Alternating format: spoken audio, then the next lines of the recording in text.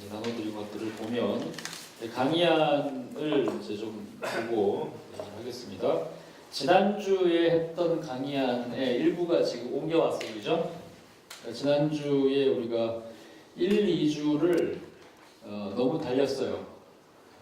그쵸? 아닌가요?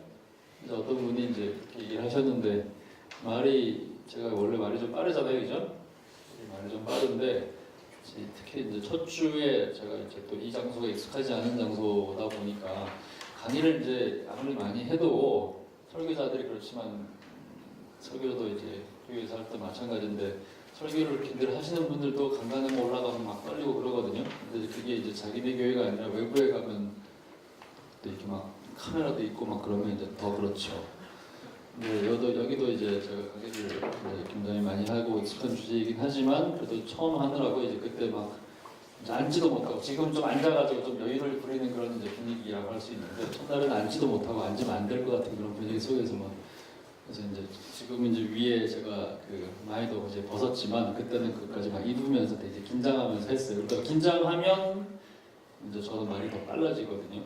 그러다 보니까 이제 그때 첫 강의에 왔던 어떤 분이 이제 올린 페이스북 얘기 중에서 안 그래도 말이 빨랐는데 그때 이제 말이 더 빨라가지고 6주 강의를 12주 분량으로 하고 있다고 막 그런 식으로 이제 글을 올렸죠. 여러분한테 좋은 걸 수도 있어요, 그죠? 6만 원 내고 12만 원 같이 듣는 거잖아요.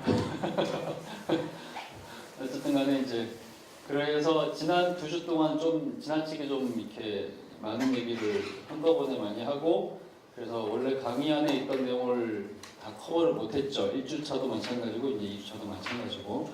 그래서 어쨌든 이제 3주하고 이제 3주까지는 전체적으로 일단 스토리 중심으로 쭉 진행을 하는 거고 이제 그다음에 이제 4주부터는 이제 우리가 원래 계획했던 것처럼 이제 처음에는 이제 기원 역사적인 얘기들을 중심으로 좀 얘기를 하고 4주부터는 그것이 실제로 우리의 이제 강의의 제목처럼 그것이 어떻게 혁명이 되었는가 어떻게 실제로 이제 정치, 경제, 사회문화 이런 전반적인 분위기에서 유럽 사회의 변화를 가져오는 동력이 되었는가 이런 것들을 좀 더 실제적으로 이제 얘기를 하는 사례들 중심으로 이야기하는 시간이기 때문에 어쨌든 이제 4주차 다음 주 4주차부터는 이제 약간 좀 내용이나 분위기나 진행되는 어떤 그 전반적인 구도가 조금 다를 수 있습니다.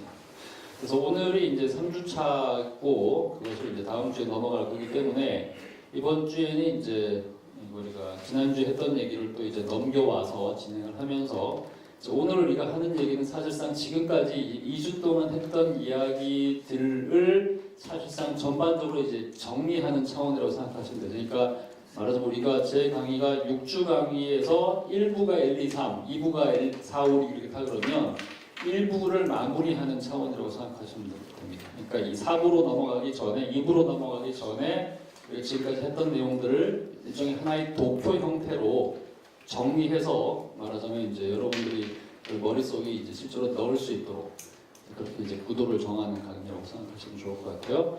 그래서 오늘은 조금 천천히 진행을 하고 그 다음에 이제 어떤 면에서는 지난 2주 동안 했던 이야기를 부분적으로 좀 반복하는 얘기들을 정리하는 거니까 당연히 그래서 이제 결론을 정단을 좀 내는 그런 형태로 가고 그리고 이제 우리가 지난 2주 동안 못했던 거 있잖아요.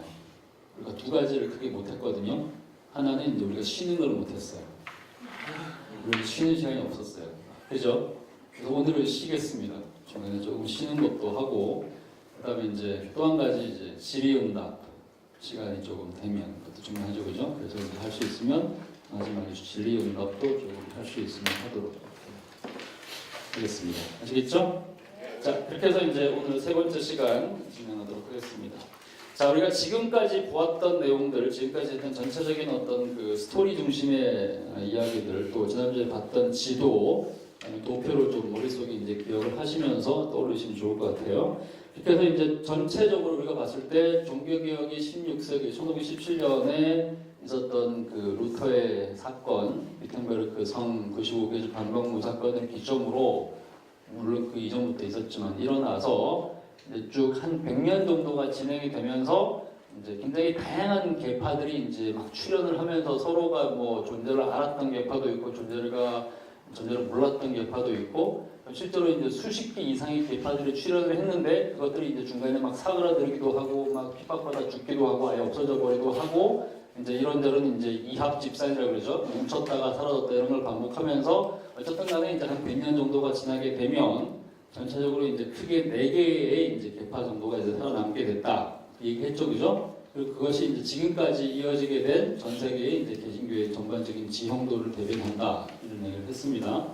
그렇게 해서 이제 살아남은 계파를 우리가 지금의 입장에서 좀 더 이제 시간이 지난 이후에 물론 그 시대에 살았던 사람들은 자기네들은 이런 식으로 이제 4개의 계파로 구별하는 것을 그 시대 사람들은 별로 익숙하지 않은 형태의 구별 보일 수 있습니다. 왜냐하면 그 사람들은 자기네들이 이런 식으로 구별될 것을 몰랐을 수도 있고 우리가 지금 얘기하는 사람들이 그 시대에 살았다는 사실을 몰랐을 수도 있고 그 다음에 우리가 언급하지 않는 사람들을 오히려 더 큰 비중을 두고 생각할 수도 있겠죠. 그죠? 어쨌든 간에 좀 더 시간이 지나고 나서 이제 우리가 좀 더 뒤에서 이제 앞을 바라보는 입장에서 정리된 문헌들을 가지고 정리를 했을 때 크게 이제 4개의 계파가 이제 살아남아서 이후에 이제 100년 이후에 정치 경제와 다 이렇게 결합을 하면서 크게 이제 4개의 지형도로 이제 나뉘게 됐는데 그것이 하나가 이제 독일의 루터파, 스칸디나비아 반도, 그다음에 이제 개혁파. 개혁파는 지리적으로 엄청난 지력을 차지했다기보다는 지리적으로는 사실상 조금 이제 지리적으로는 큰 영역은 아니지만 이제 이런저런 이제 침투 효과를 통해서 신학적으로 이제 굉장히 영향을 준 그런 이제 계파죠, 개혁파. 그다음에 이제 사실상 존재감이 거의 사라졌지만 그 정신과 그 희생의 그 헌신도의 면에서는 정말 타의 추정을 불허하는 이제 병의적인 사람들, 그 사람들로서의 이제 제세례파. 그리고 오늘 어떤 면에서는 더 각광받고 있는 사람들이라고 할 수 있는 제세례파. 그다음에 이제 하나의 국가, 잉글랜드라고 하는 한 국가를 통해서 이제 형성이 됐다가 사실상 이제 18, 9세기 이후에 이제 소위 이제 영국이 전 세계를 지배하는 세계에서 가장 강력한 나라가 되면서 영국의 해외 진출과 함께 사실상 만약에 영국이 해외 진출만 안 했다면 성공회가 영국 밖으로 나갈 일은 없죠. 그죠? 특히 이제 잉글랜드 안에서만 존재했을 계파로 그냥 국가교회로서만 민족주의 교회로서만 존재했을 가능성이 높지만 잉글랜드가 어쨌든 세계 선교 운동의 주역이 되면서 물론 이제 그 세계 선교 운동은 사실은 제국주의와 같은 시기에 이루어졌다고 할 수 있겠지만 그러면서 이제 해외 진출을 하게 되면서 사실상 이제 소위 이제 해외에 수출한 기독교로서는 이제 어떤 면에서 다른 교파보다도 더 강력한 이제 영향력을 발휘하게 됐다고 할 수 있는 교파가 이제 성공회입니다. 근데 사실상 이제 한국에서는 이제 이 영향을 우리가 거의 이제 느끼기가 힘들다고 할 수가 있는데 왜냐면 성공회가 이제 워낙에 이제 극소수의 교파니까. 근데 지금 이제 전 세계적으로 봤을 때 이제 물론 이제 독립교파라든지 이런 것들 그다음에 어떤 면에서 성격이라는 측면에서 봤을 때는 소위 이제 제3세계에 있는 기독교, 개신교의 이제 주류는 오히려 우순절이라는 거 여러분 알고 계시죠? 이미 알고 계신단 말이죠, 그죠? 근데 교파만 가지고 만약에 이제 소속이라는 교파만 가지고 본다면 월드 넘버 원, 캐톨릭을 제외하고 월드 넘버 원은 성공회입니다. 성공회예요. 왜 성공회냐? 왜 성공회겠어요? 영국 때문에 그런 거죠. 특히 이제 지금 현재 1945년 이후에 우리가 소위 이제 제3세계에서 있는 기독교인의 비율이 비서양 지역, 미국과 북미, 미국이 북미죠. 북미 그다음에 이제 뭐 호주, 캐나다, 그다음에 그다음에 영어권, 그다음에 백인들이 사는 유럽 이런 것들에 있는 기독교인들 다 합친 것보다 오히려 이제 비서양 지역의 기독교인들이 더 많거든요. 아프리카, 아시아, 그다음에 남미.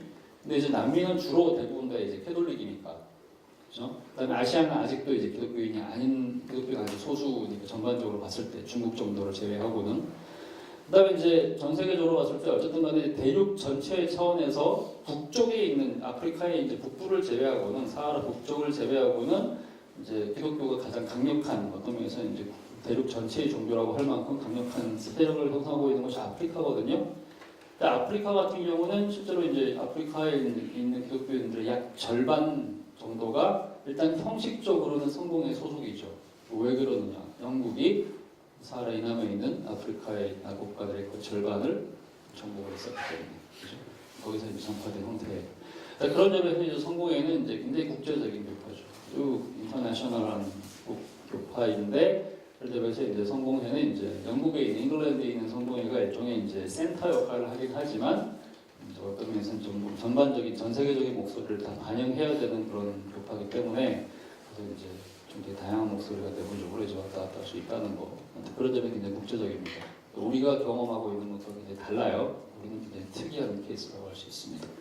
어쨌든 그렇게 해서 이제 크게 이제 4개의 교파가 있는데 이 4개의 교파가 물론 이제 당시 16세기 당시에 여러 가지 신학적 논쟁들을 통해서 이런저런 형태로 이제 갈라진 것도 있고, 그다음에 그 이후에 이제 100년, 200년, 300년 시간을 지나면서 여러 가지 이제 정치 사회적인 그 시대만의 이슈를 가지고 이런저런 신학적 이슈들로 갈라지기도 했지만, 어쨌든 간에 이제 우리가 갖고 있는 이제 그 16세기가 일단 이제 기반은 거의 16세기에 다 형성됐다고 얘기할 수 있는데 16세기에 또 17세기 한 200년 정도, 그러니까 우리가 종교개혁사를 얘기할 때 주로 16세기, 17세기 한 200년 정도를 종교개혁사라고 얘기를 하고 그 다음부터를 우리가 현대교회사로 넣거든요. 그러니까 한 200년 정도 사이에 종교개혁사가 진행됐던 그 시기에 논쟁됐던 어떤 이제 주제들이 있죠. 굉장히 이슈가 됐던 주제들, 그 이슈를 가지고 이제 이 종교개혁의 4교파를 이제 구별을 하면 저기 이제 도표 형태의 이제 마인드맵이 이제 여러분 머릿속에 그려질 수가 있습니다. 근데 그거를 이제 전체적으로 쭉 오늘 살펴보면서 이제 이 틀을 여러분들이 전반적으로 잘 이해를 하시면 사실상 종교개혁에 대해서 우리가 할 수 있는 거의 모든 얘기를 이제 뼈대를 다 잡았다고 얘기할 수 있어요. 살붙이고 이제 뭐 그다음에 이제 생경을 만들고 이런 것들은 여러분들이 또 이런저런 더 많은 책들을 읽어가면서 할 수 있겠지만 오늘 우리가 하는 얘기를 여러분들이 잘 이해를 하면 일단 뼈대를 만드는 거라고 할 수 있어요. 그럼 어디서든지 여러분들이 기본적으로 다른 사람들한테 종교개혁에 대한 얘기를 할 수 있게 되는 단계에 이를 수가 있죠. 그 표에 관련된 얘기들을 오늘 쭉 하도록 하겠습니다. 일단 제일 위에부터 한번 쭉 보시죠. 일단 이제 종교개혁 시대의 제일 중요한 신학 논쟁은 우리가 이제 조직 신학이라는 틀에서 본다면 어떤 면에서 이제 16세기, 17세기의 종교개혁 시대의 신학 논쟁의 핵심은 구원, 그죠? 그 다음에 교회입니다. 이게 제일 중요한 거예요. 이제 왜 그러느냐 한번 생각을 해볼게요. 우리가 마틴 루터가 제기한 가장 중요한 신학적인 명제가 뭐였죠? 뭐였나요? 한마디로 말해서 이신칭이죠. 이신칭이는 뭐예요? 이신칭이는 신학의 그 조직 신학의 한 이제 논리 중에 하나로 본다면 뭐죠? 어떤 영역에 들어가나요? 구원론이죠. 인간이 어떻게 구원을 받는가, 그죠? 이게 당연히 구원론이란 말이죠. 근데 이걸로만 끝난 것이 아니라 로마 캐톨릭 교회에서 가장 중요한 구원론이 결국에는 뭐랑 연결된다고요? 교회론 얘기, 계속해서 반복하는 얘기죠. 로마 캐톨릭 교회는 정말 중요한 것이 구원론이 곧 교회론이다라고 이런 거잖아요. 그러니까 당시에 구원론을 얘기하기 위해서는 당연히 교회론과 연결될 수밖에 없죠. 그죠? 그러다 보니까 이제 교회라는 것이 얼만큼 구원에 그냥 더 중요한 역할을 하는가, 절대적으로 중요한 역할을 하고 이거 없으면 안 된다고 얘기하는 것이 캐톨릭이고 꼭 그런 건 아니야라고 얘기하는 것이 이제 개신교란 말이죠. 크게 본다면. 그런 의미에서 구원론과 교회론은 16세기에서 가장 중요한 주제고 굉장히 밀접하게 연관된 주제입니다. 그러니까 16세기는 사실상 조직신학의 주제로 본다면 구원론과 교회론의 시대라고 생각하시면 되죠.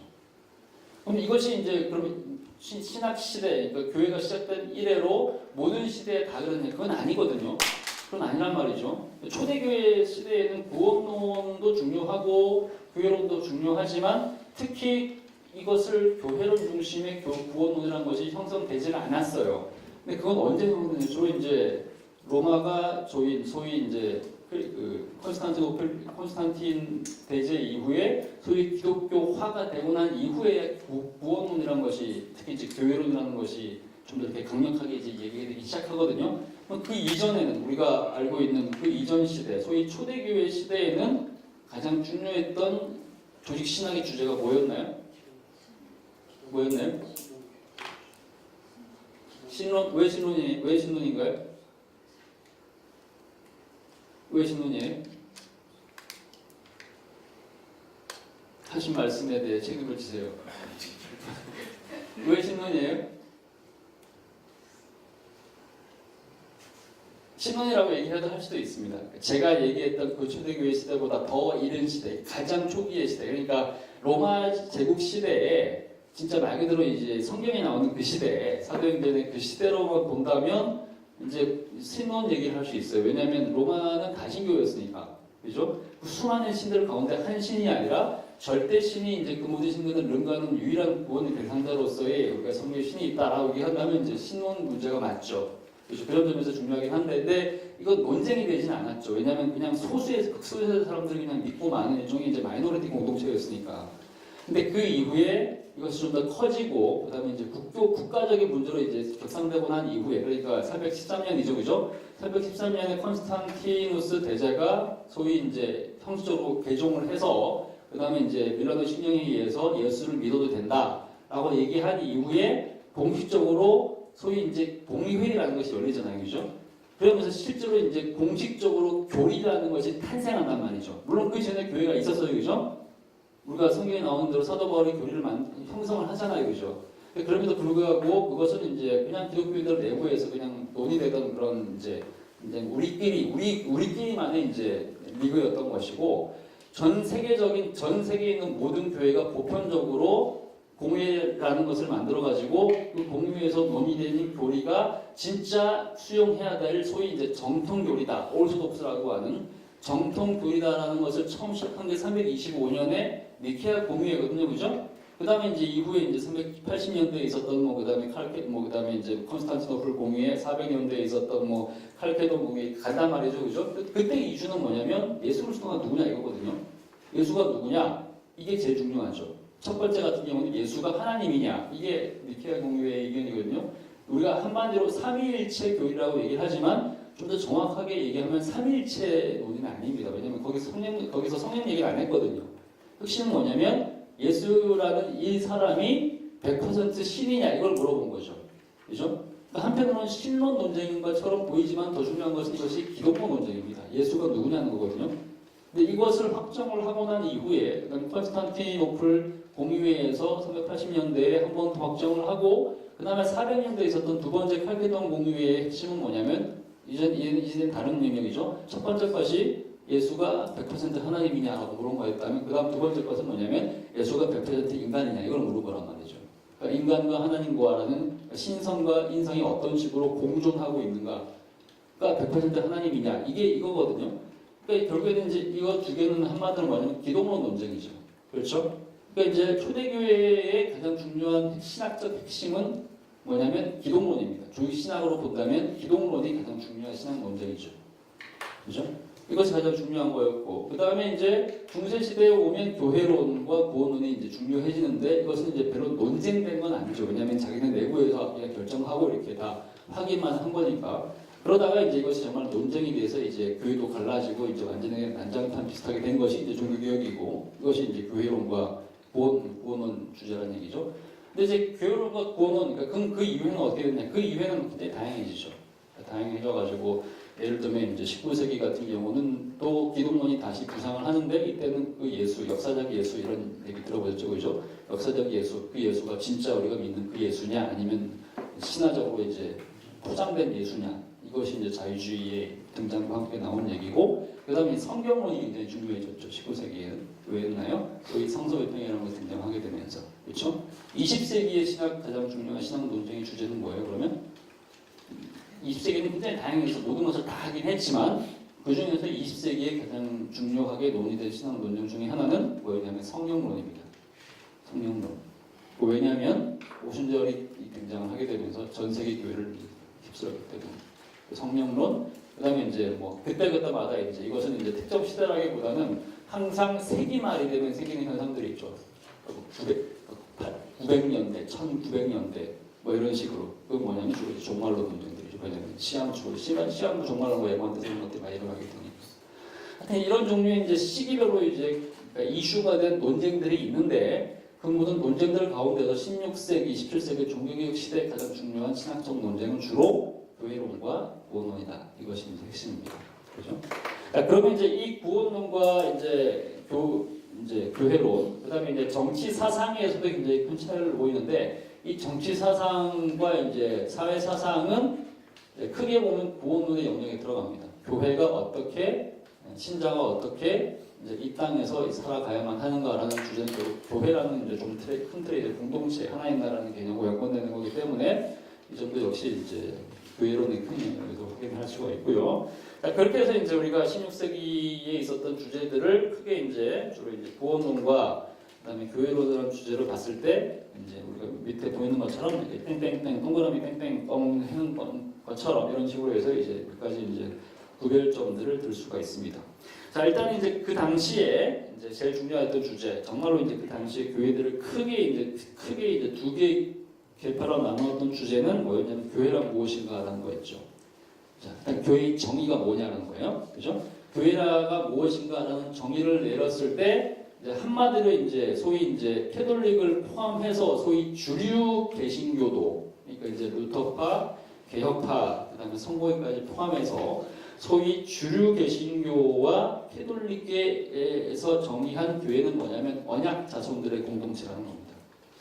공동체라는 거예요. 그런 점에서 이제 한마디로 이것이 이제 언약이라는 표현이 굉장히 중요하고, 그다음에 이제 언약 자손들이 모여 있는 공동체라는 개념이 중요합니다. 자, 이것이 이제 주류의 표현이었다 그러면 이와 반대되는 소위 이제 제세례파가 정의한 교회는 전혀 다른 개념이죠. 이것은 뭐냐면 언약이 중요하긴 하지만 그 언약이라는 것은 진짜 소위 예수를 개인적으로 진짜 자기의 신앙 고백으로 믿은 그 표현을 한 성인들에게만 해당되는 거다라고 이제 본 것이 소위 이제 제세례파입니다. 신자들의 교회라는 표현 여러분 들어보셨죠, 그죠? 그러니까 이제 공식으로 나온 표현이죠. 뭐 신자들에게 당연히 우리 교회에 다니는 사람들은 다 신자들 아닌가라고 얘기를 하는데 이 개념이 전혀 다릅니다. 무슨 얘기냐면 소위 제세례파는 원칙적으로 교인과 신자는 한마디로 똑같은 사람들이에요. 무슨 얘기인지 아시죠? 근데 이걸 표현할 수 있겠죠? 빌리버라고 하는 사람들이 신자인데, 그죠? 근데 이 신자가 곧 교인이다.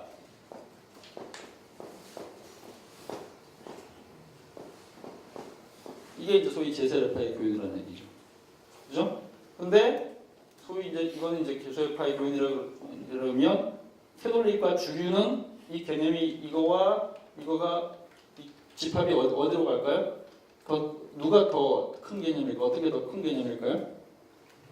교인이 더 큰 개념이죠. 그죠? 왜 그러느냐? 여기에는 그러니까 눈에 보이지 않는 실제로 각 사람이 정말로 그 사람이 믿는지 안 믿는지를 판단할 수 있는 우리가 양심을 들여다볼 수 있는 거울 우리한테는 없으니까. 그래서 아마 신자로 간주해야 될 것이다라고 생각하는 이제 하나의 이제 가능성에 대한 생각이 있는 거고, 그 다음에 자기 신앙을 고백하지 못하는 어린 아이들, 그죠? 유아 세례를 받은 그 어린 아이들도 이제 일부러 이제 수용을 하고 아마도 신자일 것이다, 아마 신자가 될 가능성이 높다라고 판단을 한단 말이죠.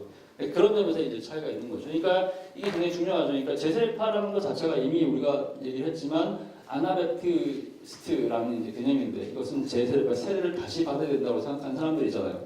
그 핵심은 뭐냐면 자기 입으로 신앙을 고백하지 않은 사람은 신자일 수 없다라는 전제하에서, 그죠? 그 전제하에서 어릴 때 부모의 고백으로 세례를 받은, 유아 세례를 받은 그 아이들이 신자일 수 없다라는 아주 분명한 원칙이 있단 말이죠. 그러다 보니까 로마 캐톨릭 교회에서 이전에 종교개혁 시대 로마 캐톨릭 교회에서 또는 이제 주류 교회에서 어릴 때 부모의 신앙 고백으로 세례를 받았다고 하더라도 그 사람이 진짜 신자인지는 우리가 모르고 대부분 다 아닐 가능성이 높기 때문에, 왜냐하면 특히 이제 캐톨릭 교회는 저희 거짓 교회이기 때문에 거짓 교회의 거짓 사제들로부터 받은 세례는 무효하다라고 판단을 한 거란 말이죠. 그러니까 이 사람들은 다 다시 세례를 받으라고 얘기를 한단 말이죠.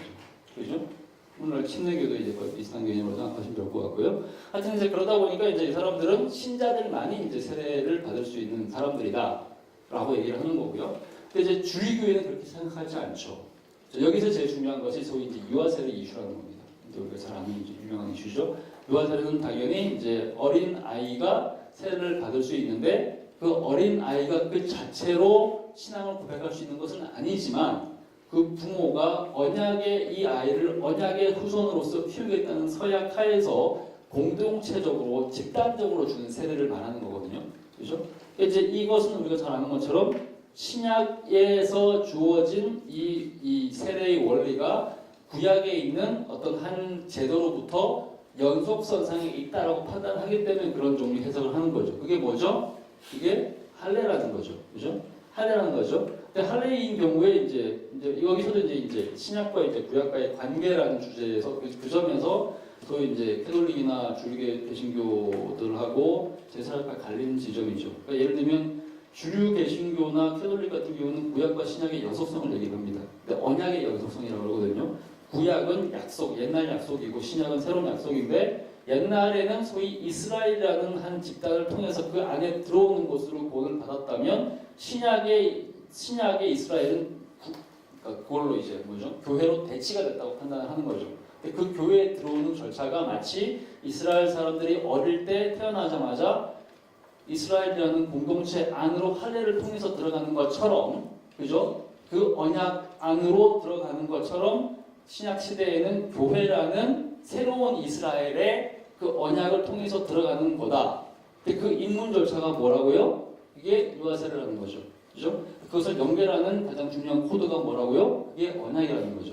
이것이 이제 전통적으로 대부분의 이제 캐톨릭이나 이제 주류교파들이 이제 주장해온, 주류개신교 주장해온 그 원칙이기 때문에 이것을 이제 연속선상으로 이제 바라본 것이고, 그다음에 이제 제세례파는 이것을 부인했죠. 제세례파를 부인했기 때문에 구약의 이스라엘과 신약의 이스라엘이 절대적으로 같지 않고, 그다음에 이제 어쨌든 간에 이제 새로운 이 신약의 시대에는 구약과는 다른 형태로 정말로 믿음으로 구원받는 신자들만이 세례를 받을 자격이 있다라고 얘기를 했기 때문에 당연히 여기서는 이제 아주 소수파가 될 수밖에 없어요. 왜냐하면 실제 말 그대로 이제 자기 신앙을 고백하는 사람들은 당연히 소수일 수밖에 없고, 그죠? 그런 과정에서 이제 실제로 이 사람이 믿는 사람인지 안 믿는지를 판별하는 과정에서 이제 이런저런 이제 배제를 많이 할 수밖에 없게 될 거 아닙니까?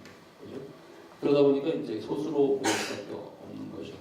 그 다음에 당연히 그러다 보니까 소위 이제 313년 이후에 교회에 여러 가지 이제 그냥 믿음으로만 들어온 사람들이 아니라 여러 가지 정치적인 이유로 또는 어떤 권력의 이유로 또는 여러 가지 이제 어떤 혈통상의 이유를 가지고 교회에 들어와서 자기 역할을 하거나 어떤 목소리를 내는 사람들을 전반적으로 배제할 수밖에 없게 되겠죠. 왜냐하면 그 사람들이 진짜 신자가 아니라고 판단할 수도 있는 거니까.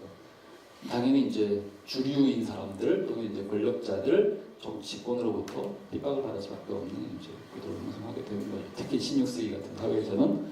하여튼 이것이 이제 우리 사람들은 이제 교회라는 이제 주제와 관련, 특히 이제 유아세례를 관점으로 해서 이제 나눈 형식입니다.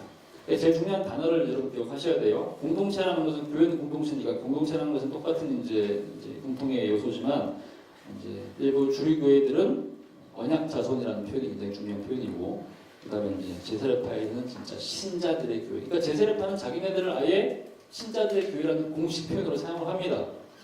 이제 대장간이라는 출판사가 이제 이거 대전에 있거든요. 아시죠? 대장간이 이제 원래는 그 약간 좀 이렇게 사회 참여적인 글들, 뭐 작가 엘루이라든지 이런 사람 책을 이제 많이 이제 냈었는데, 근래에는 마치 이제 제세례파에 대변하는 출판사인 것처럼 이렇게 좀 약간 좀 변했는데, 그 출판사에서 나온 재작년인가 나온 책 제목 중에 신자들의 교회라는 책이 있습니다. 제목 자체가. 그게 뭐냐면 제세례파에 대한 책이라는 것을 딱 이제 확인을 하는 거죠. 그러니까 신자들의 교회라는 표현이 나오면 아 이건 제세례파 책이구나, 메노나이트 아미시 얘기하는 책이구나라는 것을 딱 이제 제목만 보면 알 수 있는 거예요. 아시겠죠? 그래서 이제 그런 책들이 이제 거기서 나오는 거죠. 자, 그 다음에 이제 두 번째입니다. 교회는 어떻게 운영되는 교회의 정치라는 주제. 근데 이 주제가 굉장히 중요한데, 이 주제에 나오는 이 도표, 아래에 있는 도표를 보면 전체적으로 이제 우리가 지금까지 이제 했던 내용들을 이제 소위 이제 위험한 사상이라는 이런 주제, 그 다음에 특히 이제 중요했던 이제 소위 이제 전신자 제사장, 뭐 만인 제사장 이런 종류의 주제를 가지고 얘기했을 때 교회 정치라는 것이 이제 얼만큼 중요한 주제인지를 이제 확인할 수 있게 됩니다. 그러니까 이제 교회 정치는 뭐 이렇게 교회에서까지 정치 얘기를 하냐 막 얘기하는데 이게 다 신학이랑 연관된 거기 때문에 이제 중요한 틀을 이제 갈 수 있습니다. 일단 이제 그림을 나와 있는 대로 보시면, 그러니까 제가 이제 이것은 이제 좌파, 우파 이런 식으로 했는데 한편으로는 이제 이렇게 상하로 나눠도 되고요, 보조, 미처, 그다음에 한편으로는 이렇게 이제 우, 좌, 고파, 저파, 좌파, 우파 이렇게 좀 보시면 되죠. 일단 이제 여기는 그림대로만 일단 먼저 보겠습니다. 자, 오른쪽에 이제 있는 게 이제 제일 오른쪽이니까 오른쪽으로 갈수록, 한마디로 이제 오른쪽으로 갈수록 보수적이다. 그 다음에 권위적이다. 이렇게 생각하시면 돼요. 그다음에 이제 이것이 이제 좀 더 소위 이제 다른 말로 이제 여기 있는 그대로 고교회적이다 라고 생각하시면 될 것 같고, 왼쪽으로 가면 갈수록 민주적이다. 그다음에 이제 약간 좀 이렇게 진보적이다. 근데 이건 이 진보적이라는 것은 사회 참여의 그 진보를 얘기하는 건 아니에요. 그다음에 이제 여기서는 좀 더 이제 또 표현으로 제가 이제 뭐라고 썼냐면 이제 저교회 뭐 이런 식으로 썼습니다. 그다음에 이제 탈권위적, 굉장히 중요한 것 같아요. 탈권위 이런 식으로 이제 얘기를 할 수 있는데, 이제 한마디로 이제 이렇게 중간 구도를 잡으면 좋을 것 같아요. 초록색 마크도 있네요. 처음 봤어요. 보셨어요? 찬란한 곳이군요. 자, 오른쪽에 일단은 이제 가톨릭이 있겠죠, 그죠? 이건 이제 캐톨릭이고, 그 다음에 이제 여기가 캐톨릭이라 그러면 반대편에 이제 여기서부터는 이제 캐톨릭이 제일 오른쪽에 있고, 그 다음에 여기서부터는 이제부터 개신교예요. 제일 오른쪽에 있는 게 뭘까요? 개신교 중에서 제일 오른쪽에 있는 게 루터파, 그 다음에 비슷하게 성공회가 있고, 중간 정도에 이제 우리가 딱 이제 틀을 줄 수 있는 게 장로교, 그 다음에 이제 개혁교회 이렇게 얘기할 수 있을 거예요. 그 다음에 성공회에서 나온 하나의 뭐 16세기 당시 17세기는 없었지만 이후에 굉장히 강력한 형성을 힘을 가지게 되는 교파가 뭐죠? 성공회에서 나온 교파가 감리교가 있죠. 감리교도 이제 여기 정도 생각하시면 좋을 것 같고요. 그 다음에 장로교에서 이제 좀 더 이렇게 왼쪽으로 빠져나가면 여기에 이제 소위 회중교회,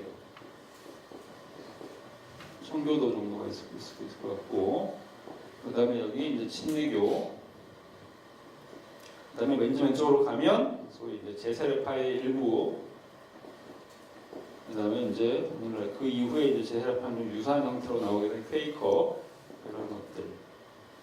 심지어는 이제 좀 더 가면 무교의 뭐 주의, 가난, 가정교회, 쭉쭉쭉 안교회, 탈교회 뭐 좀 나오겠죠. 불신자, 불신자 나왔습니다. 자, 근데 이렇게 이제 구도를 나눌 수 있는 거죠. 자, 이것은 이제 형태적으로 보면 그렇습니다. 일단은 이제 이렇게 보는 것처럼 여기는 이제 천주교, 그죠? 여기까지 보면 한꺼번에 다 읽어서 이거 뭐라고요? 개신교. 이해할 수 있을 것 같고. 그 다음에 그 밑에 나오는 표를 보면 이제 이게 있어요. 예전주의냐 비예전주의냐. 이건 뭐냐면 이제 기본적으로 이제 예전주의라고 하는 게 뭐냐면 소위 이제 예배를 드리는 형식을 굉장히 강조하는 소위 형식주의 교파를 얘기하는 거죠. 당연히 캐톨릭은 굉장히 강력한 예전 형태. 예전이라는 것이 이제 리추얼이죠. 리추얼리즘이라고 얘기하거든요. 이것을 굉장히 강조하는 교파가 어디냐? 기본적으로 이 정도까지를 우리가 일반적으로 소위 이제 예전주의 이렇게 얘기합니다. 그 다음에 여기부터는 소위 이제 비예전주의가 되겠죠. 또는 탈예전주의, 예전을 반대하는 사람들. 장로교는 이제 어떤 면에서는 반 정도의 예전을 강조한다고 생각할 수 있습니다. 자, 이게 무슨 얘기냐? 보세요. 기본적으로 캐톨릭 같은 경우는 예전주의 굉장히 강조할 수밖에 없어요. 왜냐하면 캐톨릭은 기본적으로 우리가 성직자의 역할을 굉장히 중요시 얘기한다 그랬잖아요. 그죠? 그 다음에 예배 드릴 때 예배를 드리는 모든 형식이 그냥 예배가 아니라 그랬죠. 그죠? 예배는 일종의 이제 미사라고 얘기를 했단 말이죠. 그렇기 때문에 그 예배에 들어가는 모든 형식 하나하나가 구체적으로 구약의 그 희생제사, 성전과 성막에 의해서의 희생제사를 그대로 대변한다 그랬죠. 매 예배 때마다 재현하는 거란 말이죠. 그죠? 그 얘기 했었죠. 그죠? 그러다 보니까 모든 교회를 지을 때도 교회 건물도 위에서 보면 똑같이 이제 십자가 형태로 돼 있는데 그것이 사실상은 성전의 이제 재현이고, 안에 있는 내부 건물도 기본적으로 이제 지성소와 성소와 그 다음에 이제 뜰을 구별하는 형태로 짓는다고 얘기했죠. 그러니까 굉장히 형식이 강조된단 말이죠. 그러다 보니까 그 형식 속에서 제사장도 자기 역할을 해야 되죠. 소위 하나님과 죄인의 인간들을 중지하는 역할. 그죠? 그러다 보니까 그 역할을 하기 위해서 이 사람들이 입어야 되는 복장도 강조될 수밖에 없죠. 맞죠? 우리가 구약에서 제사장들이 제사를 드릴 때 그냥 맨몸으로 청바지 입고 와서 제사를 인도할 수 있는 게 아니잖아요.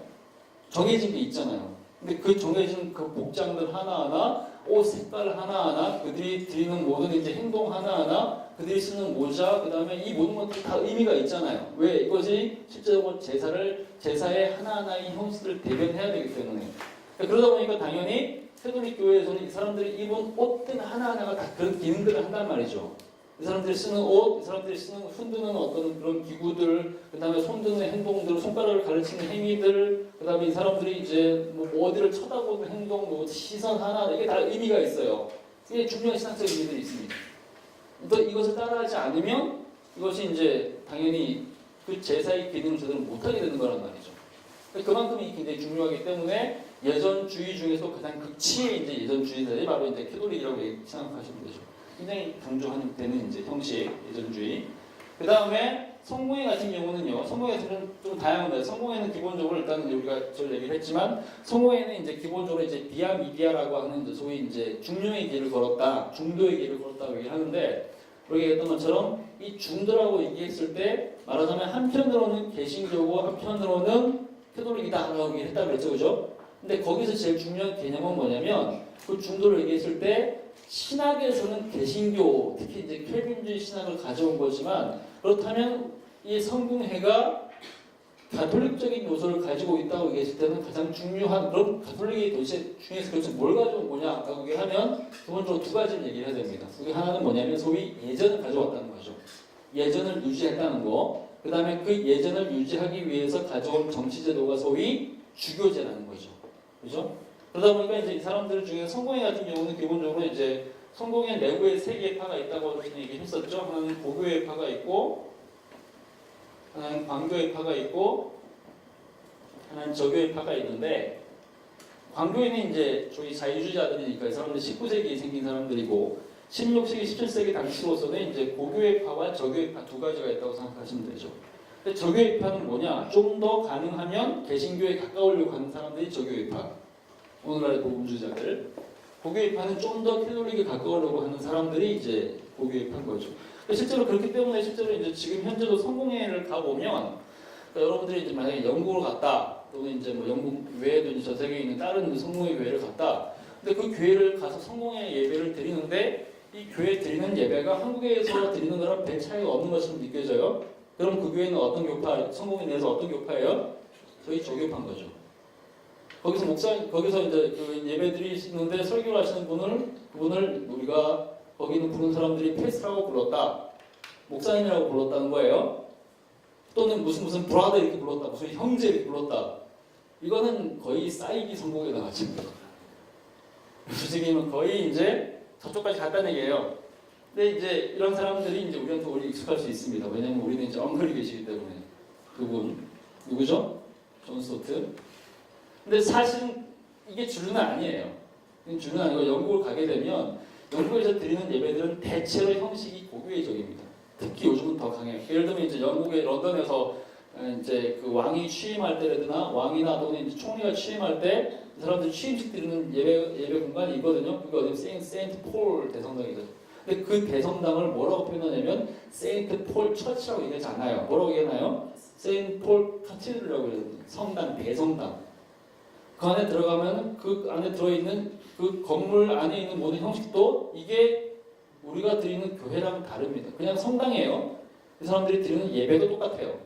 똑같이 거의 미사처럼 드리고 심지어는 이제 어떤 교회 뭐 그 교회 꼭 교회는 아니지만 특히 이제 소위 고교회를 지향하는 교회들을 가보면 그 매주마다 이제 유럽에 있는 교회들을 보면 이렇게 예배가 있다 그러면 예배를 드린다고 이제 교회 바깥에 표지판에다가 붙여놓거든요. 그래가지고 이제 오늘 설교자는 누구고 오늘 어떤 찬송을 부를 거고 이런 식으로 이제 광고를 하거든요. 근데 이제 거기에 어떤 교회 영국에 가서 한번 보세요. 하이메스라고 이제 써있는 데가 있습니다.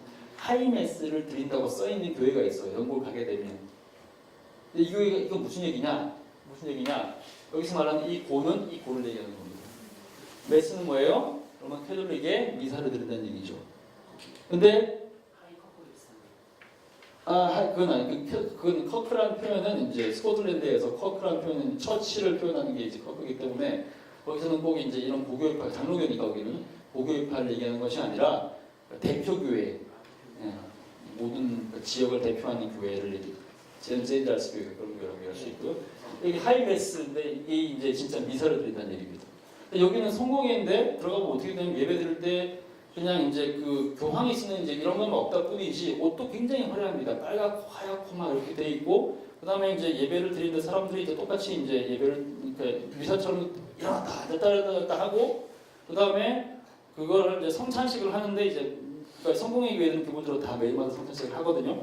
성찬식을 하는데 이제 일반적인 성공회 교회랑 큰 차이가 뭐냐면 일반적인 성공회 교회는 성찬을 어쨌든 간에 매주 하는데 성찬을 할 때 그냥 이렇게 서서 주어 이제 물론 이제 우리처럼 이렇게 그 포도주 잔을 이렇게 따라가지고 하나씩 나눠주진 않아요. 이거는 이제 굉장히 실용적인 형태고 왜냐면 이제 좀 빨리빨리 하려고 하는 게 그런 거고 이제 좀 더 전통적인 의미에서 하나다 우리가 몸이 하나다라는 것을 하기 위해서는 이 잔을 분배하면 안 됩니다.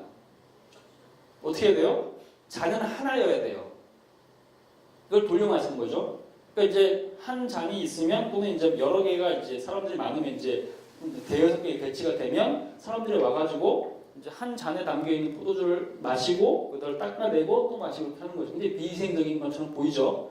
근데 이게 이제 신학적 의미가 있는 거거든요. 이렇게 하게 돼 있거든요. 근데 사람들이 나오죠. 그러니까 사람들이 그러니까 장로님들이 가가지고 나눠주는 것이 아니고 사람들이 나와서 줄을 서가지고 받아 먹는다는 말이죠. 근데 대부분 성공이 다 그렇게 합니다. 거의 모든 성공이 다.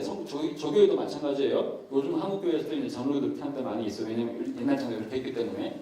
근데 고교회의 특별한 차이는 뭐냐면 앞에 와서 성찬을 할 때 이 사람들이 그냥 나와서 서서 그냥 마시는 걸로 끝나지 않아요. 어떻게 하느냐? 무릎을 꿇는다는 거. 그렇죠. 왜? 만약에 여기가 이제 제단이라고 얘기를 하면 제가 여기서 이렇게 빵을 이렇게 들면 이것이 성공회가 아니라 캐톨릭 교회가 어떻게 되는 거죠? 이것이 예수님의 몸과 피로 변하는 거잖아요.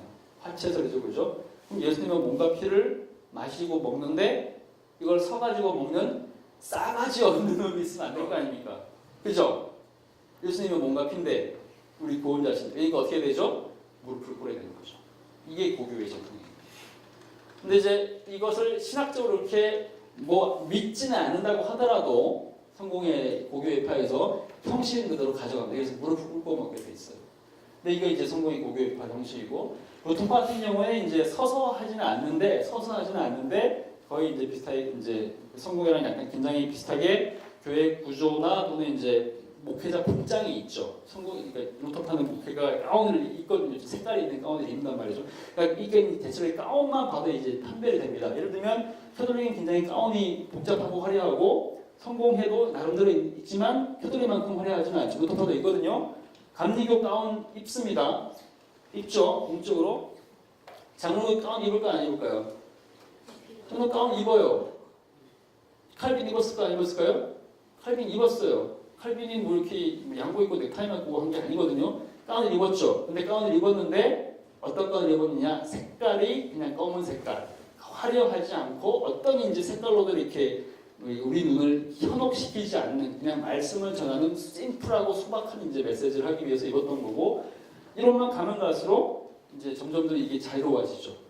그죠? 옷을 안 입게 되고 뭐 회중교회 신대교 정도까지 가게 되면 이제 그냥 가운 같은 거 없이 그냥 이제 양복 정도 입는 거고 좀 더 가게 되면 어떻게 되냐면 이제 미국의 교회들이 그런 것을 이렇게 와가지고 다 올라가지고 샌들, 반바지, 그다음에 집에서 입에 있던 훈족이랑 티 와가지고 하나님 여러분 사랑하십니다. 아멘 뭐 이렇게 하는 거죠. 아시겠죠? 점점 가벼워지는 거죠. 근데 이게 이제 가면 갈수록 이렇게 된단 말이죠. 그래서 이제 이것을 또 이제 이렇게 구별할 수 있겠죠. 캐톨릭은 말하자면 이제 형태적으로 교황제 맞죠? 그 다음에 루터파와 성공회는 뭐가 있냐면 또 이제 주교제가 있죠. 형적으로 타는 게요. 감리교는 뭐가 있냐면 감독제입니다. 감리교는 감독이 다스리는 제도. 영어 표현은 똑같아요. 왜냐면 비숍이죠. 똑같은 비숍을 성공회에서는 주교라고 얘기를 하는 거고 캐톨릭 전통에 따라서 똑같은 주교를 감리교에서는 감독이라고 표현합니다. 주교라고 하면 마치 그러니까 약간 좀 이렇게 천주교처럼 느껴지기 때문에 일부러 이제 표현을 쓴 거죠. 근데 왜 그러냐면 감리교가 성공회에서 나왔기 때문에 그래서 그런 거죠. 그다음에 장로교부터는 이제 이것이 이제 소위 장로제도죠. 장로제는 한마디로 말하면 장로라고 하는 사람들이 신학적으로 봤을 때 여기 이제 감독제나 교황제나 주교제처럼 목사 위에 목사가 있는 제도가 주교제거든요. 그렇죠? 이것은 일종의 상하 계급제입니다. 소위 하이아키란 말이죠. 그렇죠? 그래서 소위 이제 신분제거든요. 상하 신분제, 상하 계급제를 얘기하는 건데 당연히 캐톨릭에서는 평신도와 일반 신자, 이 표현 진짜 존재한 표현이죠. 평신도와 성직자는 전혀 다른 종류의 존재들이죠. 그러니까 평신도는 성직자를 통해서만 구원받는 거잖아요. 그죠? 캐톨릭에서는 교회가 그 역할을 하는 거니까. 그런 점에서 이제 정말 성직자가 중요한 거, 사제니까. 개신교에서는 그것을 피하긴 했지만 루터파와 성공회 정도, 그 다음에 감리교 정도까지는 어쨌든 간에 주교제라는 것을 허용했기 때문에 이것은 무슨 얘기냐면 안수받은 목사가 있는데 그 안수받은 목사 위에 그보다 높은 목사가 있다는 얘기죠. 그게 주교거든요. 그렇죠? 그런 점에서 부분적으로 상하 신분제를 유지하는 차원의 이제 교회라고 얘기할 수 있겠고, 장로교 같은 경우는 기본적으로 장로교 이 정도부터는 기본적으로 이런 종류의 하이아키를 부인하는 교파로 얘기할 수 있습니다. 근데 이제 장로교 제도는 그럼에도 불구하고 질서를 중요시하는 교파이기 때문에 기본적으로 목사 위에 목사 없다라는 형식을 취하긴 하지만 그럼에도 불구하고 소위 이제 좀 더 배우고 좀 더 정교하게 훈련을 받은 목회자라고 하는 사람이 다른 일반 신자들과 다르게 말씀을 가르칠 권한을 갖죠. 그죠? 그 다음에 소위 이제 이 장로라고 하는 사람은 이제 소위 이제 장로가 기본적으로 이제 장로교에서는 두 가지 개념입니다. 한 개념은 뭐냐면 가르치는 장로의 개념이 있고, 그죠? 그 다음에 여기 또 뭐가 있나요? 치리하는, 다스리는 장로가 있죠. 우리가 일반적으로 이제 이 사람을 한국교회에서 목사라고 얘기를 하고, 이 사람은 이제 우리가 장로님이라고 얘기하는 거죠, 그죠? 근데 이제 이 사람들은 뭐냐? 교회에서 소위 이제 대표자로 이제 인정을 받는 사람들입니다. 공동의회라고 하는 교회 전체가 있으면 그 공동의회 만약에 100명이다 그러면 그 100명 중에서 교회 의견을, 공동의회 의견을 대신해서 이제 교회의 대표로서 이제 이것을 이제 판단하고 또는 이제 그 소위 이제 다스릴 수 있는 권한을, 일종의 이제 말하자면 간접 민주주의, 일종의 공화주의 정치를 생각하시면 되겠죠, 그죠? 공화주의 정치 이렇게 생각하시면 좋을 것 같고, 여기서부터는 이제 기본적으로 이제 저희 거의 이제 직접 민주주의 형태로 가는 겁니다. 그죠? 근데 이것이 이제 기본적으로 이 형식상의 차이를 만들어내는 틀이거든요.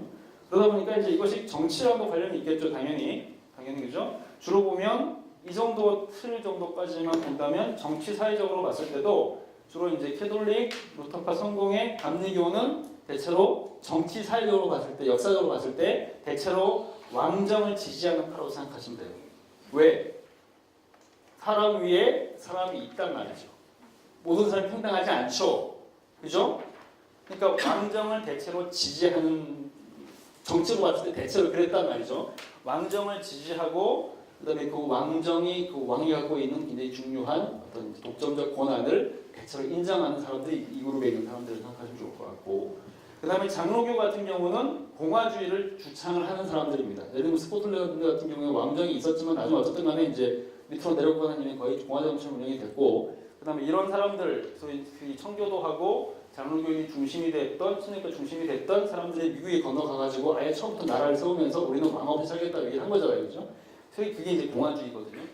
근데 이제 대체로 보면 특히 장로교는 이제 아주 분명했고, 그 다음에 회중교회 정도까지만 하더라도 공화주의라고 하더라도 모든 사람이 이제 절대적인 평등, 절대 민주주의를 주장하지는 않았습니다. 대체로 일종의 이제 귀족주의, 약간 좀 이렇게 뭔가 이렇게 신분상의 차이가 좀 있고 또 교양 있는 사람들이 다스리는 귀족주의적 공화정을 추진하는 사람들이라고 얘기할 수 있을 것 같고, 그렇죠? 그다음에 이제 이쪽 계통에 있는 사람들은 진짜 말 그대로 이제 절대 민주주의, 그렇죠? 절대 평등주의 이런 걸 강조했던 사람들이기 때문에 이제 서민 중심적인 이제 정치를 주장했던 사람들이었습니다. 그러니까 지금까지 얘기했던 이 모든 이제 신학적인 틀을 통해서 형성된 교회 정치라는 것이 일반 정치랑도 굉장히 밀접한 연관을 갖게 된단 말이죠. 무슨 아시겠죠? 그런 점에서 이제 우리가 여기서 보여주는 이 표가 굉장히 중요한 틀을 가지게 이제 되는 거죠. 이제 오른쪽부터 시작해가지고, 그러니까 이거를 이제 오른쪽으로 제가 이렇게 정했는데 아까 얘기했던 것처럼 이제 오른쪽 왼쪽으로 정했지만 이것을 아래 위로 세워도 상관없어요. 고저라는 개념으로 그것을 이렇게 90도 꺾어가지고 해도 그림은 똑같이 성립을 합니다. 기본적으로. 그래서 이 표를 여러분들이 이제 대체적으로 이제 인식을 하면 전체적인 구도를 다 정리할 수 있죠. 절대평등제 왼쪽부터 시작해가지고 가장 오른쪽이 교훈제 여기까지 이런 식으로 해서 쭉 정리를 하면 각 교파들이 이제 어떤 식으로 이제 소위 교회 정치를 형성해 왔는지, 그리고 결국에는 이런 교회 정치, 그러니까 이런 교파에 속해 있는 사람들이 역사적으로 어떤 국가와 어떤 정치 사회를 이룰 것인가라는 것에 대한 기대가 사실상 이걸 거의 이제 매치가 된다고 생각할 수 있어요. 그러니까 미국이라는 나라와 유럽에 있는 나라들은 전혀 다르거든요. 또 왜 다르냐? 주류교파가 어딘지를 생각해 보세요. 미국을 주도하는 주류교파가 뭐죠? 침례교죠. 그죠? 미국은 침례교란 말이죠. 주류교파가. 미국 같은 나라, 그 다음에 이제 그 이전의 주류교파는 이제 성공의 청교도들이 있잖아요. 이런 나라가 왕정이 될 가능성이 별로 없죠. 맞죠? 근데 같이 미국의 북미의 영국의 북미 식민지였지만 미국 남쪽에 있는 이 미국 사람, 오늘날 미국 사람들이 독립혁명을 할 때 그 독립혁명을 거부하고 소위 이제 영국 왕의 충성을 맹세하면서 왕단파가 됐던 사람들이 있거든요. 영국 편에 싸웠던 사람들. 그 사람들이 형성한 나라가 뭐예요? 캐나다거든요. 그죠? 캐나다가 지금 형성하고 있는 정치 체제는 뭐예요? 거기는 기본적으로 왕정이죠. 왜 그렇습니까? 그 나라의 대표가 누군데? 영국 왕이죠. 총리가 있지만 영국 왕이 국가 원수잖아요. 그러니까 이 형식을 가지고 있고 이 나라의 주류는 침례교가 아니죠. 뭐예요? 성무회란 말이죠. 왜? 영국의 연방이니까. 그 그림이 잡히시나요? 오늘날의 정치 서양만 보고 본다면 정치 경제의 틀하고 교회론의 틀이 거의 일치합니다. 그렇죠? 근데 이것은 이제 18, 9세기까지는 거의 분명하게 거의 100% 일치했다고 해도 과언이 아니죠. 주로 봤을 때는. 또 오늘날에는 이제 이게 좀 다릅니다. 왜냐하면 오늘날에는 굉장히 다양한 교파들이 생기고 굉장히 자유롭게 자기 신앙을 이제 선택하기도 하고 포기하기도 하는 시대이기 때문에. 근데 이제 19세기 정도까지 소위 이제 기독교 신앙 어떤 교파를 선택하는 것이 자기 의지라기보다는 자기 부모가 알려준 어떤 신앙이라거나 아니면 이민에 의해서 이루어졌다거나 혈통을 통해서 이루어지는 그런 형태의 종교를 계속 가져서 소위 이제 유동성이 강하지 않았던 19세기까지는 이 틀이 거의 완벽하게 들어가는 틀이라는 얘기죠. 그러니까 지형도가 이미 16세기의 종교 이후부터 한 100년 동안 막 치고받고 하다가 100년 이후에 정해진, 그러니까 17세기 시작되면서 정해진 그 지형도가 지난 300년 동안 서양 사회를 이끌어온 지형도라는 얘기죠. 이것은 변하지 않았다는 얘기입니다. 그렇죠? 네, 그런 점에서 이제 이 틀을 이해하면 전체적으로 큰 그림을 그리는데 어려움이 없을 것 같고요.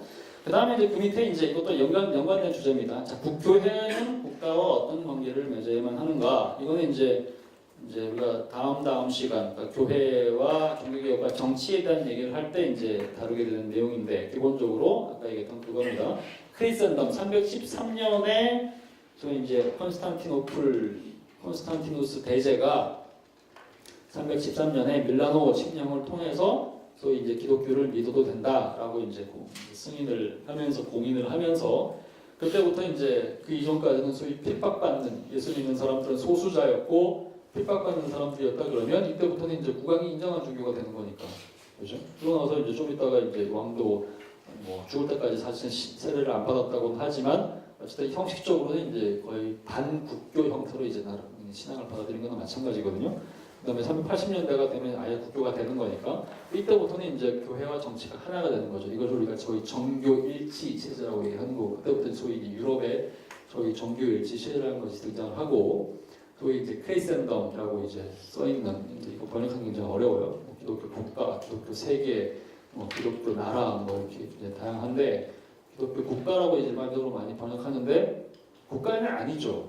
유럽 사회, 우리가 유럽 사회를 전반적으로 이제 기독 크리스천덤 사회가 1960년대에 붕괴됐다 이렇게 얘기하는데, 저희 국교 체제가 있는 그 시스템을 얘기하는 겁니다. 근데 이제 한 나라가 아니니까 이제 전반적으로 이제 영어 표현 자체로 얘기한다면 그리스도가 다스리시는 나라, 크라이스트 플러스 킹덤이니까 어쨌든 간에 이제 기독교 체제를 얘기하는 거예요. 국가와 이제 교회가 이제 굉장히 밀접한 연관 관계를 맺는 그 시스템. 근데 그 시스템이 이제 당연히 이제 중세 유럽의 시스템이었고 중세 캐톨릭의 시스템이었는데 종교개혁자들은 이 시스템을 거의 부인하지 않았습니다. 그대로 가지고 갔죠. 그것을 부인한 유일한 사람들이 소위 제세례파 사람들이죠. 왜냐하면 이제 이 사람들은 이제 성경을 이제 문자 그대로 해석한 사람들이었기 때문에 말하자면 이제 전에도 얘기했지만 산상수훈의 말씀을 이제 그대로를 거의 그대로 이제 유지를 하면서 어떤 종류의 이제 폭력이나 어떤 종류의 이제 그 무력에 의한 행동은 기독교의 절대로 해서는 안 되는 전통이다라고 판단했기 때문에 그것을 초대교회의 사례에서 이제 자기네 전통을 이제 그대로 가져왔다고 이제 믿은 거죠. 왜냐하면 초대교회에 있는 사람들도 뭐 싸우고 뭐 폭력 이런 것들을 하긴 했겠지만 어쨌든 간에 군대는 안 갔으니까 전쟁을 사람들을 죽이지 않기 위해서 군대 안 가고 그다음에 이제 로마 황제한테 숭배를 안 하기 위해서 군대를 안 갔단 말이죠. 병력거부를 했잖아요, 그죠? 그 전통을 이제 자기네들도 계승했다고 이제 생각하는 사람들이죠. 그러다 보니까 이 사람들이 이제 국가를 이제 부인하고 국가를 부인했다기보다는 국가가 이제 교회 문제에 개입하는 것을 부인했죠. 왜냐하면 국가가 개입을 하게 되면 이제 오염된다고 판단을 했고 아까 얘기했던 그 소위 신자들의 교회라고 하는 진짜 신자들만 모여 있는 공동체의 교회여야 되는데 국가가 개입하게 되면 진짜 참 신자만 교회에 들어오시는 가능성이 사라진단 말이죠.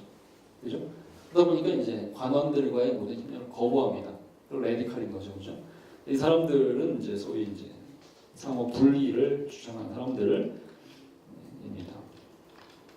그러니까 원래는 이제 침례교도 이제 그런 개념, 제세례파가 그랬던 거고 지난주에 얘기했던 것처럼 침례교가 이제 이후에 이제 제세례파의 교회론과 제세례파의 이제 세례론과 그다음에 이제 청교도의 이제 회중교회 전통을 결합해가지고 만든 것이 이제 침례교였는데. 오늘날 침례교는 미국 침례교는 좀 특이하죠. 원래는 국가와의 관계를 거부해야 되는 것이 침례교거든요.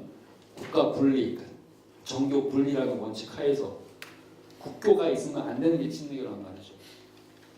그죠? 근데 특이하게도 미국의 침례교는 조금 20세기 침례교는 좀 다릅니다. 21세기. 예를 들면 이제 트럼프를 전적으로 온몸바쳐 이제 지지하는 사람들이 남침례교 사람들이고 그런 점에서 굉장히 국가주의적이죠. 국교를 정하는 것을 반대하긴 하겠지만 어쨌든 간에 국가주의적으로 미국이라는 나라를 기독교적으로 통제하고 싶어 한단 말이죠. 그래서 트럼프를 지지한 거죠. 왜냐하면 트럼프가 크리스마스를 크리스마스로 부를 수 있게 해주기로 약속을 했기 때문에. 이게 무슨 얘기인지 아시죠? 크리스마스를 메리 크리스마스로 얘기하면 안 되고 해피 홀리데이스라고 얘기해야 되는 것이 이제 이전에 저희 민주당 정권이었거든요. 왜냐하면 이제 소수자도 보호하고 미국 기독교가 아니니까 공식적으로 누구나 다 자기가 믿는 바에 의거해서 행동을 하고 이제 해야 되는데 소위 기독교인들이 줄이라는 이유로 메리 크리스마스라고 하면 이제 기독교인이 아닌 사람들은 양심상 거기에 대해서 상처를 받을 수 있다고 판단한 것이 이제 민주당의 이제 정책이었던 거죠. 왜냐하면 크리스천이 아닌 사람들에게 크리스마스라고 하는 이제 그 표현 자체가 일종의 이제 공격성을 들 수 있다고 판단했기 때문에. 근데 이제 오늘날 이제 트럼프를 가장 강력하게 지지했던 소위 이제 주로 이제 백인 복음주의자들에게 트럼프가 이제 크리스마스를 크리스마스로 부를 수 있게 해주는 것이 굉장히 중요했어요. 왜냐하면 우리가 기독교 전통으로 성립이 됐는데 어떻게 이제 이 나라가 이 모양이 꼴이 됐는가 세속적으로 이것에 이제 직결해서 투표를 했죠.